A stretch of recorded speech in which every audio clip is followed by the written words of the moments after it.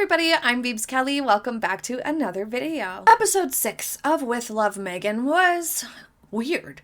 It was a weird one. She had a chef on, Chef Ramon, I think his name is. She didn't really introduce the man, which was unfortunate, but she seemed very irritable in this episode. It was unique. Let's put it that way. Out of all of them, this one had some weird stuff going on. But recently we had a video discussing this specific sort of planted, scripted moment that Meghan put in there in this episode that you will not want to miss the tea on that. I will link it for you at the top of the screen and in the description box.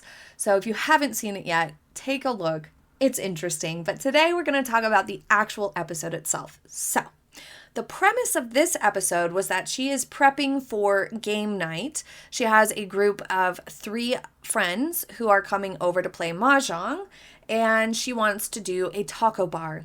And she does little raccoon hands every time she discusses the taco bar and mentions the taco bar. Every time.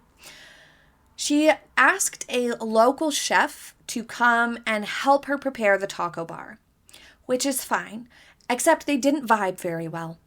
This episode opens with Meghan making some avocado toast with a sunny side up egg for breakfast, which is great until she ruins it with dried flowers. It just made it look messy and gross and unappealing, and it wouldn't taste good. That wouldn't add anything to the flavor profile of avocado toast with egg. Maybe some chives would have been nice. It would have looked nice and tasted nice. Or some people like parsley or cilantro or something like that. But these just kind of look gross over the top of an over easy or a sunny side up egg. It just doesn't look very good. Then she made the director, Michael, a sandwich. And in true cringe form, she calls it a manwich. No, thank you. And it also has an over easy egg, which then dribbles everywhere. So it's really messy, and all the yolk got left on the plate, which was a little impractical, I guess. I think open-faced with a runny yolk would have been fine, or a firmer yolk in a sandwich. I think a runny yolk in a sandwich is just impolite. This episode, once again, has more repetitive content. It's clear that Meghan Markle ran out of ideas. She does flowers again. You guys, she makes flowers once again. We just did flowers in the last episode and the episode before that, I'm pretty sure, and now she's doing it again.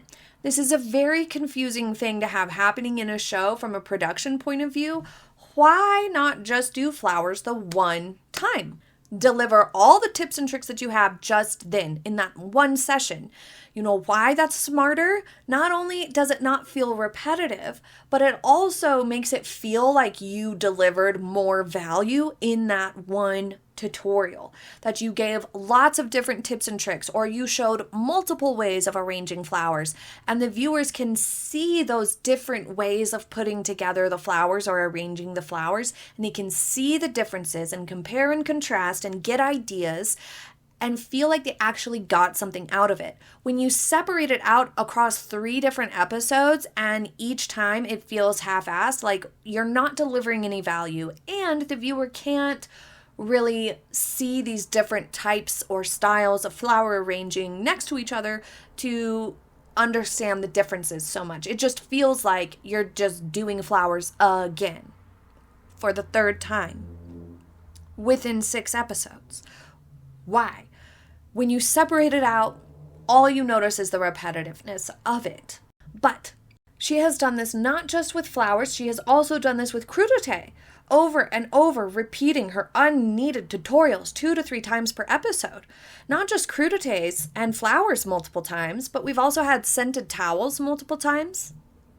And we've had tea multiple times. And when you get more than halfway through this set of episodes, and you realize that at least 50% of the content is recycled episode after episode, then it leaves you with the impression that not only did they not have enough content, but it's just a complete and utter waste of time. What is the point if you're repeating things over and over? She even repeats phrases constantly. It feels repetitive, and it ends up turning it into a cliche and annoying. It's annoying.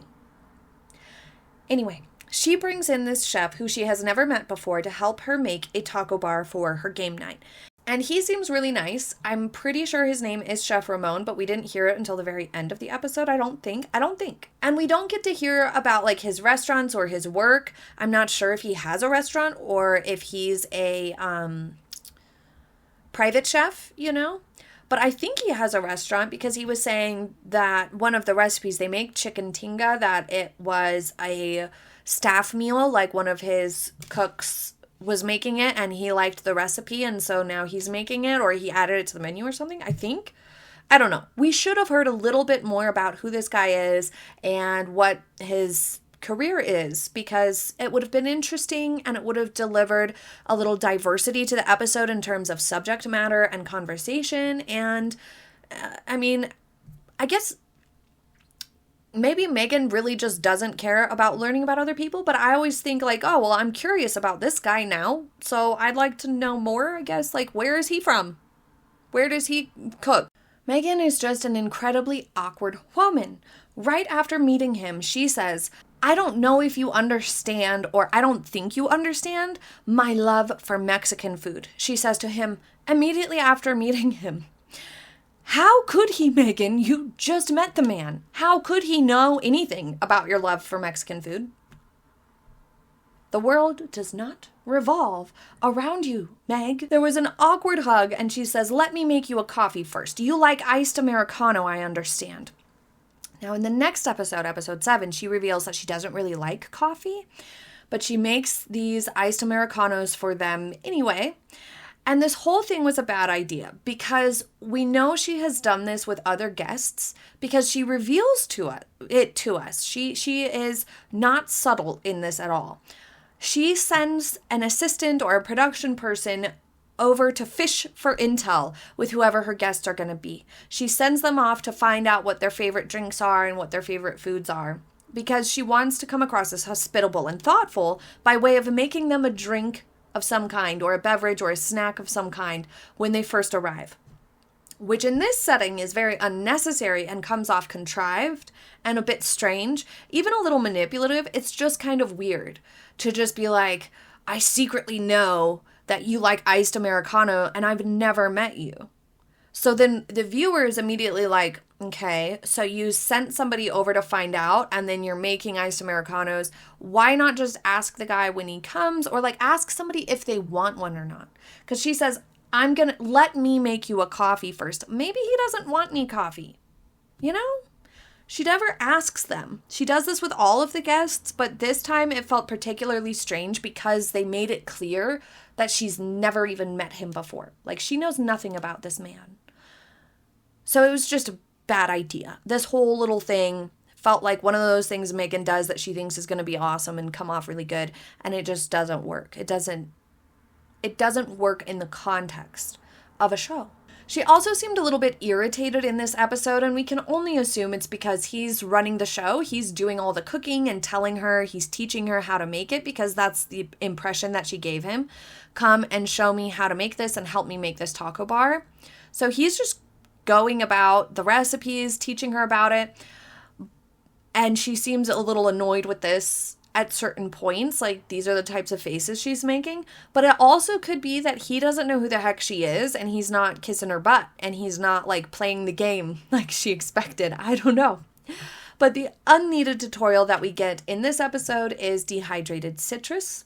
She initiates this portion of the episode by pointing out just how much citrus she has. She has this extreme overabundance of citrus in her garden. And so that inadvertently sort of removed the tutorial from a lot of people's relatability or ability to relate to this tutorial, or even the need for this tutorial, because quality citrus and good produce in general can be very expensive. And so the majority of people don't have this much excess to sit around and dehydrate citrus, or really anything, any sort of produce.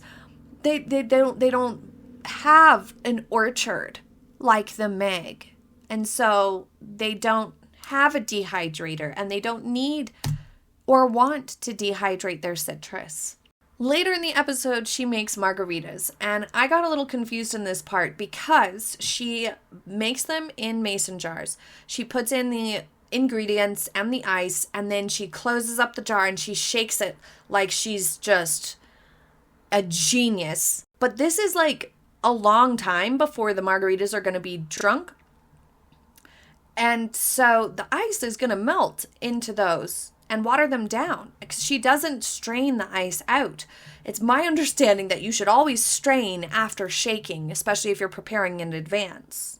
You guys, any margarita aficionados, leave it in the comments what you think of that. Having a margarita with ice in a mason jar sitting around for a few hours. You get to it. Is it going to be watery? Does this work? I don't think it would. I don't think it would work very well, but leave your thoughts in the comments. Then the ladies come to play Majang, and they are complimenting the food, and Meg, in a sing-song voice, while they're all building their tacos at the taco bar, says, "Love is in the details," which stood out as very strange, very, very strange, and unnecessary, because, remember, the repetitiveness needs to stop. Like, she really needs to cut it out. One thing that I do agree with Meghan on in this episode is how great having games like these are with friends or family, because they do give a great backdrop to relationships.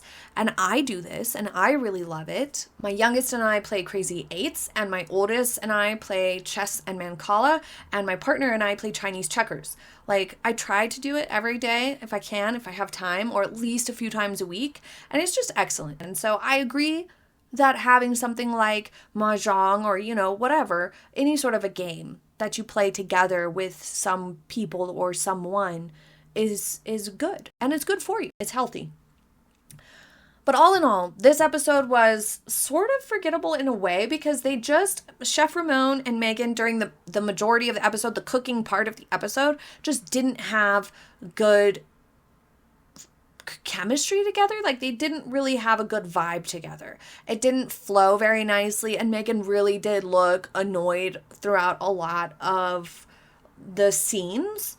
But Chef Ramon showed us great recipes and was very skilled and very nice, and I liked him. I just wish we could have heard a little bit more from him, and maybe a little bit more step-by-step how-to would deliver a little bit more value to these episodes, because we don't ever get like the recipes or super thorough tutorials.